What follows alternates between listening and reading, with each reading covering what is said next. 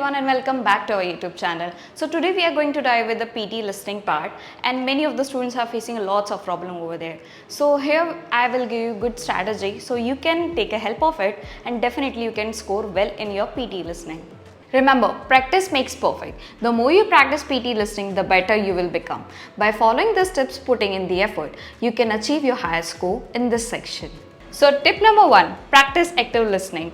This is something I can't stress enough, and try to listen different English audio materials like a podcast, audiobooks or a YouTube videos. Focus on understanding the main ideas and the details, and after listening, pause and try to summarize that what you just heard, and it's a great way to improve your retention. So tip number 2, familiarize yourself with the accent. PT use variety of accents like British, American, Australian and more. It is important to be comfortable with different speakers.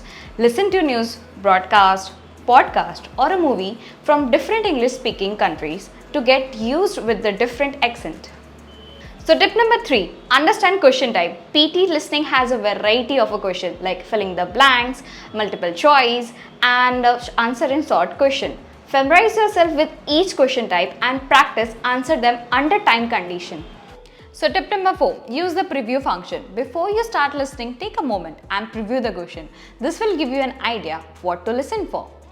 Tip number 5, take a smart notes. While listening, jot down the key points. Use abbreviation and symbol to save time. This will help you remember important details of the question later. Practice the skill with the sample listening examples. So tip number 6, review after listening. After you have finished listening, review your notes and question. This will help you to identify any areas where you may have made some mistakes. Tip number 7, time management. During the test, keep an eye on a clock. Practice pacing yourself during a mock test so you don't rush through the question, and make sure you have enough time to complete the answers. So take a benefit and get a good score.